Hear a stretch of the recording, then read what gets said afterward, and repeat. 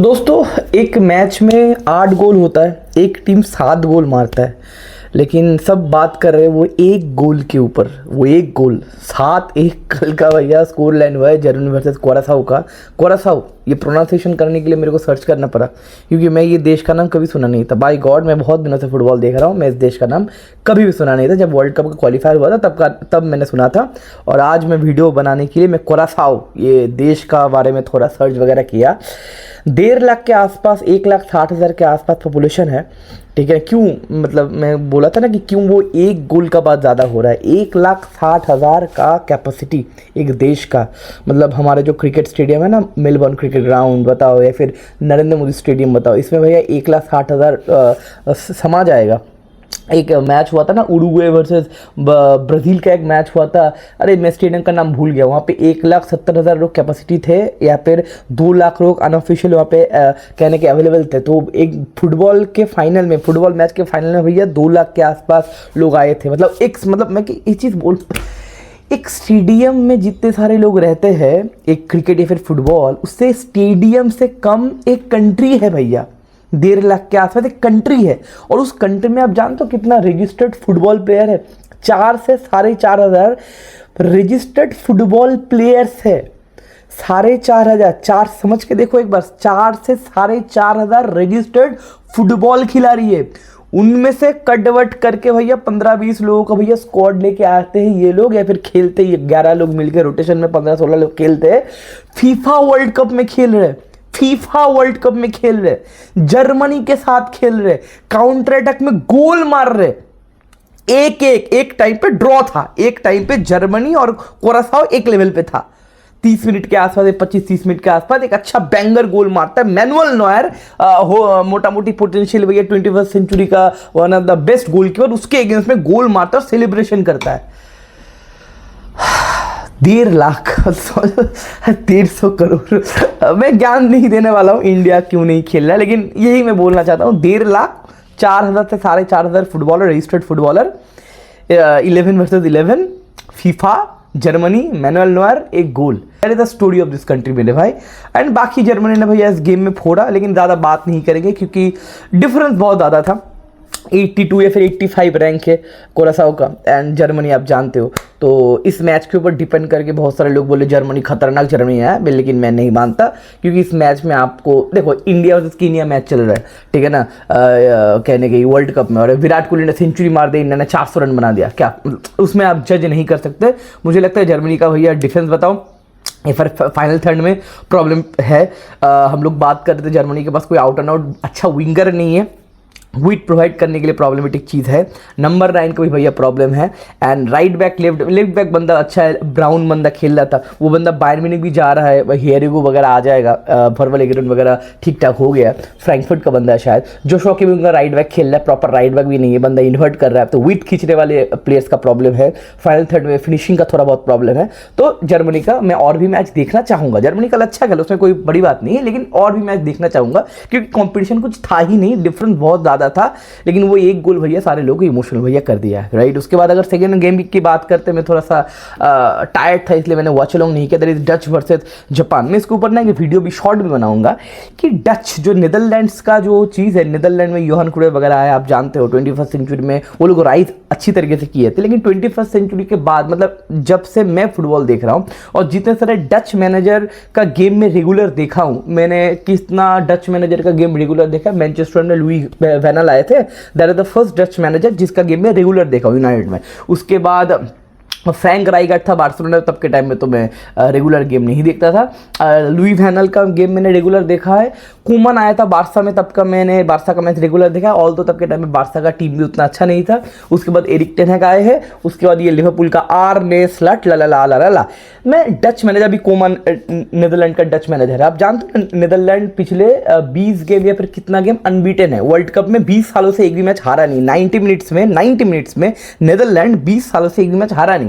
तो quality Netherlands के पास obviously, आप किसी भी टीम में झांक लो भैया, नीदरलैंड के क्वालिटी प्लेयर्स आपके पास मिलेंगे। फ्रैंकी डियोंग बताओ, राइंडर्स, गैक्पो, वैन डाइक, वैनके, Micky van de Ven, Timber बाहर है, उनका राइट बैक टिम्बर बाहर है, नेथन आके आ रहा है बेंच से। आप जानते हो नीदरलैंड में क्वालिटी प्लेयर्स बथेरे से होते, हर एक सीजन में प्लेयर्स आते।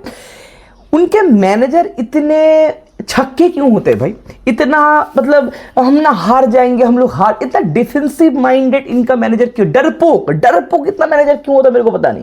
और कंट्रोल कंट्रोल कंट्रोल, इनको ना कंट्रोल चाहिए और ये ना डरते हैं, मतलब जिगरा नहीं है। कल के मैच में भी फर्स्ट हाफ बहुत गंदा गया था, फर्स्ट हाफ उन्होंने भी थोड़ा कंजर्वेटिव खेला, जापान से भी एक्सपेक्टेशन ज्यादा था, जापान भी थोड़ा एक्साइटिंग फुटबॉल खेलते, अटैकिंग फुटबॉल खेलते, विंग प्ले से काम करते, जापान उनके लिए जाना जाता है, विंगर्स खतरनाक स्पीडी विंगर्स होते हैं, क्योंकि जापान के पास हाइट नहीं है, लंबे प्लेयर्स नहीं होते, इसलिए जापान बहुत ज्यादा स्पीडी प्लेयर्स होते हैं, ट्रैक बैक करते, मेहनत करते, ड्रिबल पास करते, शॉर्ट बूट मारते।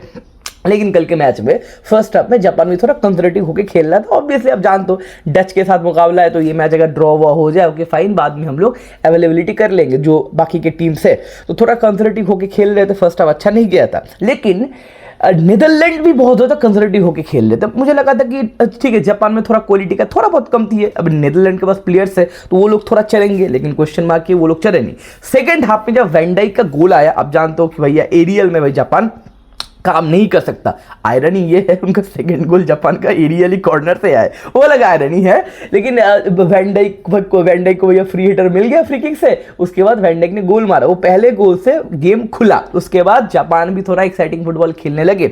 समरविल का गोल भी बहुत बढ़िया था, कट इन करके जो लेफ्ट फुट से बंदे ने कर्ल मारा, एंड वैन डाइक के हेडर तो मैंने बात बोला। उसके बाद भाई जापान ने भी एक बहुत बड़ा बैंगर मारा, एकदम डम्फ्रीज के पैरों के नीचे से चला गया, उसके बाद भैया कॉर्नर से, मैं बोला सेट पीस पे जापान स्ट्रगल करते बिकॉज ऑफ हाइट, फिजिकलिटी उनके पास नहीं है, लेकिन भैया आयरन ये है मेरे भाई, यही है फुटबॉल वर्ल्ड कप, यही है फीफा वर्ल्ड कप की भैया जापान कॉर्नर से वो सेट पीस गोल करके 2-2 वगैरह कर देता है। अब चीज क्या है ना, ये 2-2 होता नहीं, 60 मिनट के बाद पहला गोल मारने के बाद जापान ने जब गोल मारा, उसके बाद समरविल ने जब वो लेफ्ट फुटेड में कर्लर मारा, उसके बाद मोमेंटम पूरा नीदरलैंड के पास था, बथेरे से चांसेस बन रहे थे, कोई बात नहीं, पता नहीं 81 मिनट में ये लोग ग्रेवेनवेच को भैया रिप्लेस कर देते, जो ग्रेवेनवेच भैया 2 असिस्ट दिया है एंड मिडफील्ड कंट्रोल में रख रहा था, फाइनल थर्ड में रेगुलर पेनिट्रेट हो रहा था। नीदरलैंड एक और भी गोल दे सकता था, मुझे लगा 3-1 से ये खत्म हो सकता है, या फिर आप 2-1 ही करो, या फिर एक और गोल गारंटी होगा, क्योंकि जापान चल रहा है, स्पेसेस खुल रहे, तो भैया एक गोल गारंटी मार पाओगे। लेकिन 81 मिनट में, फिर 80 मिनट आप देख लेना, क्योंकि 10 मिनट है, उसके बाद 7-8 मिनट तो गारंटी मिलेगा एक्स्ट्रा टाइम में, तो 17-18 मिनट कुमान क्या समझा कि मिडफील्डर थोड़ा हटा देते, नेथन एके को लेके आए, बैक फाइव में चले गए। ऐसे ही कुमान के ऊपर मेरा दिमाग हिला हुआ है, क्योंकि बहुत सारे बंदे को वो बंदा आउट ऑफ पोजीशन खेल रहा है। मिकी वैन डेविन को खिला रहा है वो left back, Micky van de Ven कल के मैच में, Micky van de Ven one of the best centre back है, फिर one of the best defensive mindsetted एक प्लेयर पूरे वर्ल्ड में अभी के टाइम में। रिकवरी वेस खतरनाक है, उसको अगर यूज करो तो खतरनाक तरीके से यूज कर सकते हो, उसको अब यूज नहीं कर रहे हो, क्योंकि वो साला उसको आप राइट बैक में, सॉरी लेफ्ट बैक में खिला रहे हो, उसका गेम आप कट ऑफ कर रहे हो, तो बहुत सारे लोगों को आप ऊपर नीचे कर रहे हो, एंड कहने की आप मेकशिफ्ट रोल पे खिला रहे हो। ठीक है कोई बात नहीं, आप फिर भी मैच जीत रहे हो, क्योंकि क्वालिटी आपके पास है, मिडफील्ड का कंट्रोल आपके पास है। जापान के पास उस तरीके से फ्रैंकी डिंगडोंग जैसा टेक्निकल सुपीरियरिटी मिडफील्डर, ग्रेवेनवेच जैसा हार्ड वर्किंग मिडफील्डर, तेजानी डेंडेट जैसा फाइनल थर्ड में रेगुलर रन मार रहा है, ऐसा मिडफील्डर नहीं। ओके फाइन, आप मैच जीत रहे हो, आप मोमेंटम में हो, तो ये नेगेटिव माइंडसेट क्यों मेरे भाई, ड्रॉ कर रहा है, संभल के क्या जाओ, कहां पे जाओगे।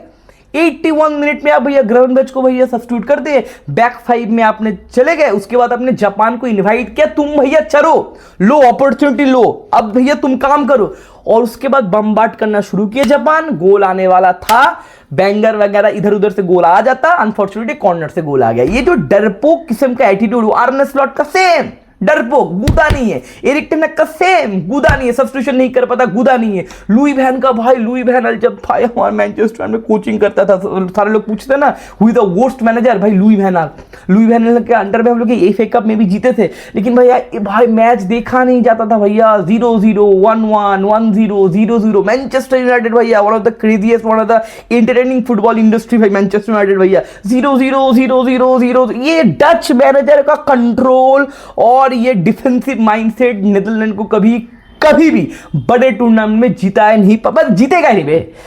मैंने जो टॉप 7 बोला था ना, 7 कंट्री, वहां पे सबसे मैंने वर्स्ट कंट्री किसको बोला था, जर्मनी को, 6 मैंने बोला था ब्राजील को, उसके बाद फ्रांस पोर्तुगल वगैरह का मैंने नाम बोला था, मैंने वहां पे डच का नाम ही नहीं बोला, क्योंकि नीदरलैंड से मेरे को ना वो खुशबू ही नहीं आती कुछ जीत सकते, क्योंकि ना रिस्क ही नहीं लेते, साला माइनस में रिस्क लेते हैं। डरपोक हिजरे किस्म के ये भैया देश है, और 3 वर्ल्ड कप शायद खेला, 3 वर्ल्ड कप का फाइनल, मतलब 3 सबसे ज्यादा वर्ल्ड कप फाइनल खेला है Netherland without winning a world cup, तो भैया ये नीदरलैंड के पास है फॉर अ रीजन, ये रीजन है मेरे भाई। और 20 साल से नीदरलैंड 90 मिनट फुटबॉल में हारा नहीं है।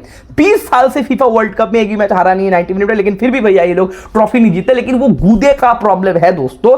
तो भाई कोमान थू है तेरे पे। कल का मैच जीतने वाला था नीदरलैंड का, लेकिन उन्होंने भैया प्रेशर वगैरह कर दिया। बाकी का मैच भैया जीतना है। अगर जापान ज्यादा गोल वगैरह मारेगा अगेंस्ट के बाकी के टीम के साथ, तो जापान भैया फर्स्ट में फिनिश कर सकता है। और नीदरलैंड अगर सेकंड में फिनिश करेगा तो भैया उनको भारी भरकम कोई ओपोनेंट मिलेगा। तो ये है भैया सेकंड मैच। उसके बाद मैंने मैच देखा नहीं मेरे भाई, इसके इतना दम नहीं है मेरे पास। वही आइवरी कोस्ट और इक्वाडोर का मैच में 4:30 बजे से या फिर पता नहीं कितने बजे से है, तो वो मैं देखूं। हाइलाइट्स मैंने देखा।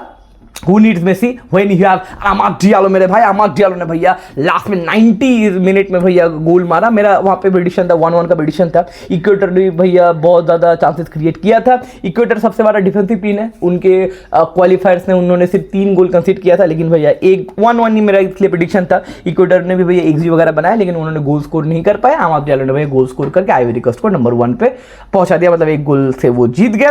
एंड उसके बाद स्वीडन का भी मैच था, वहाँ पे इसाक अराइव्ड मेरे भाई। उसका भी मैंने हाईलाइट वगैरह देखा। इसाक ने भैया 2 गोल 1 असिस्ट मारा। इसाक भैया फॉर्म में नहीं था, लेकिन Isak and Viktor Gyokeres Gyokeres Isak and Gyokeres का सेंटर फॉरवर्ड डुओ खेलता है उनके। एंड टूनिशिया के साथ मैच था, हौले हौले वो लोग भी जीत गए 5 गोल से आई थिंक वो जीत गए। तो मोटा मोटी करके कुकिंग है। आज के दिन में भाई स्पेन का हम लोग वॉच अलोंग करेंगे। एंड अप फ्रंट में भैया I think Saudi Arabia and Uruguay का भी मैच है, उसका वॉच अलोंग वगैरह नहीं करेंगे, लेकिन ये मैच मैं देखूंगा। एंड स्पेन का हम लोग वॉच अलोंग तो गारंटी करेंगे। तो ये तो हो गया वर्ल्ड कप की बात। अब आते थोड़ा क्लब फुटबॉल की बात। मैं भाई सो रहा था, उसके बाद भैया नहाया थोड़ा बहुत। एंड रात में मैंने उठ के मतलब नहा के मैं आया। उसके बाद मैंने देखा कुकुरिया को हम लोगों ने साइनिंग कर लिया। पता नहीं कैसे, लिंक कहाँ से आया, बातचीत कहाँ से है एजेंट के साथ, पता नहीं मेरे भाई। एक्चुअली बात ये है मेरे भाई कि हम लोग जोस्को गॉड्रियल के ऊपर बातचीत कर रहे थे। जोस्को गॉड्रियल का कल रिपोर्ट ये आया कि जोस्को गॉड्रियल मैन सिटी नहीं छोड़ेंगे। आई थिंक कॉन्ट्रैक्ट एक्सटेंशन कर लेंगे 2031 तक। तो भैया वहाँ से हम लोग को शायद ना मिला, बातचीत हम लोगों ने किया। एंड फटक करके आते आते सिटी में गए थे भैया बातचीत करने के लिए। अच्छा वो नहीं होगा, ओके फाइन ठीक है, चलो काम करते लंदन में चले जाते हैं। इसके बाद यहाँ तो ना हो गया, लंदन से एक बंदे को उठा के आए हैं तो कुछ लेके तो जाएंगे। स्पेन से आए हैं तो कुछ लेके तो जाएंगे। तो चेल्सी में जाते, लंदन में जाते भैया। जो कुकुरिया भैया एटीएम से लिंक था, बार्सिलोना से लिंक था। 35 से 40 मिलियन मांग रहे थे चेल्सी वाले। एंड कुकुरिया ला मासिया प्रोडक्ट है, तो मुझे फुल गारंटेड था भैया कुकुरिया भाई बार्सिलोना जाएगा। क्योंकि आप जानते हो कुकुरिया ने एक बार कॉमेंट भी किया था, मैं अपना बाल मुंडवा लूंगा, टकला हो जाऊंगा, लेकिन रियल मैड्रिड ज्वाइन नहीं करूंगा। तो वहां पे गए, वहां पे 55+ मिलियन का ऑफर दिए, 60 मिलियन दिए भैया, कुकुरिया को उठा के लेके चले आए। क्योंकि भैया लेफ्ट बैक हमारे पास क्वालिटी है नहीं। एरिक गार्सिया मेंडी के ऊपर हम लोग भरोसा नहीं कर सकते। अल्वारो कार्रेरास सिर्फ है, लेकिन होसे मुन्ना अल्वारो कार्रेरास का बनता नहीं है। वो बेंफिका से मदद आया था, तो अल्वारो कार्रेरास से सिर्फ जावी अलोंसो का ही बनता था। उसके बाद भाई आर्बेलो का भी बनता नहीं था। तो अभी हमारे पास 2 ऑप्शन होगा, कुकुरिया का ऑप्शन होगा, अल्वारो कार्रेरास का ऑप्शन होगा। एंड टॉप क्लास साइनिंग कुकुरिया। एंड इस सीजन में जो साइनिंग वगैरह हो रहे हैं रियल मैड्रिड का, मैं बातचीत करूंगा लॉन्ग वीडियो में और भी एक वीडियो में। बहुत ज़्यादा स्टाइलिश साइनिंग नहीं हो रहा है, इफेक्टिव साइनिंग हो रहा है। डेंजल डम्फ्रीज आपको स्टाइलिश नहीं दिखेगा, लेकिन वो डंदा खतरनाक टीम प्लेयर है। और ये ना सब होसे मुर्नो का साइनिंग है। होसे मुर्नो ने बोला ना हंगरी प्लेयर चाहिए, मेहनत वाले खिलाड़ी चाहिए, फ्लैशी प्लेयर नहीं चाहिए। सारे ये होसे मुर्नो का बहुत दिनों बाद ये चीज़ हो रहा है। फ्लोरेंटिनो पेरेज मैनेजर का सुन रहे हैं। 2 साल जो बम्बू गया है ना फ्लोरेंटिनो पेरेज का, वो साला जब ओवर कॉन्फिडेंट हो गया था ना फ्लोरेंटिनो पेरेज, अरे हम तो जीत जाएंगे। 2 साल जो बम्बू लगा है, ट्रॉफी लेस गया, अब अकल ठिकाने आया है भैया।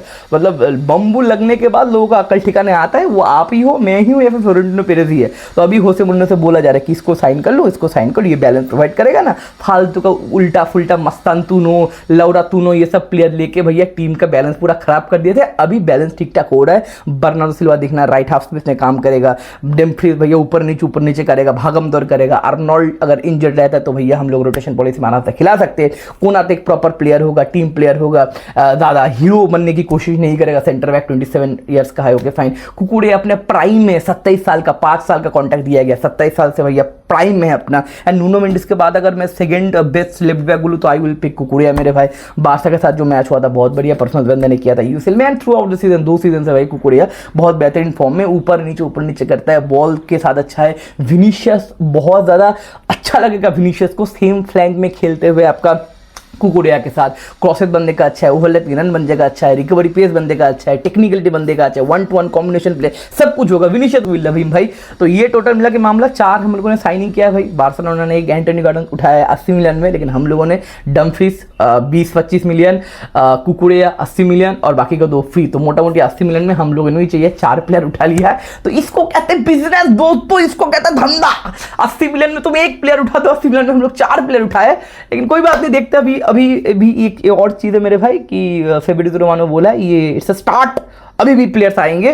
तो आई विल प्रेडिक्ट या फिर बातचीत हो चुका है कि 3 प्लेयर और भी आएंगे, एक अटैकर आएगा, एक मिडफील्डर आएगा और एक बैक आएगा, मतलब डिफेंस लाइन में। तो एक सेंटर बैक में भी मैं प्रेडिक्ट कर रहा हूँ कि स्लॉटर बैक में भी।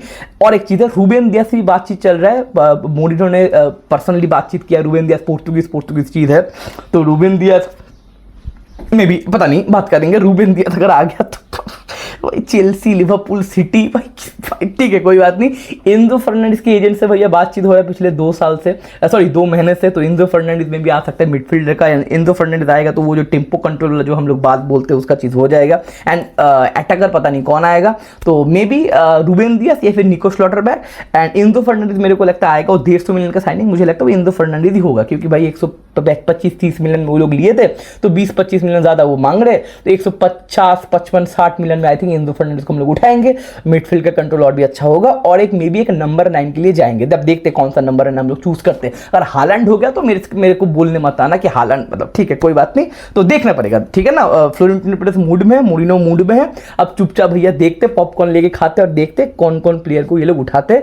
फ्लोरेंटिनो पेरेस भैया ट्रैक आ चुका है भैया, थैंक यू रिकल में, तुमने भैया जो फ्लोरेंटिनो पेरेस का था इलेक्शन किया, आप कुछ किए कि नहीं पता नहीं, आप जीते कि हारे पता नहीं मेरे भाई, लेकिन रियल मैड्रिड का जीत हो चुका है मेरे भाई। फ्लोरेंटिनो पेरेस भैया जग चुका है, तो देखना पड़ेगा आने वाले मैचेस में क्या रिजल्ट होता है वर्ल्ड कप में, और आने वाले टाइम में फ्लोरेंटिनो पेरेस किस किस बंदे को टारगेट करते हैं। तो आपको ये साइनिंग्स वगैरह कैसा लगा, वर्ल्ड कप को किस तरीके से आप रेट कर रहे हो, है ना। आने वाले मैचेस अच्छे मैचेस होंगे।